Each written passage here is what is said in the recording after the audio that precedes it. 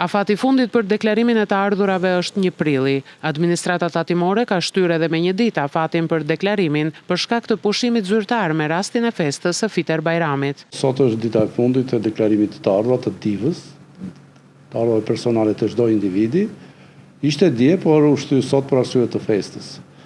Këtë duhet ta bëjë çdo individ i cili me ligjin e si vjetëm siguron 1.200.000 lekë të reja në vit të ardhura. Në çfarëdo lloj burimi.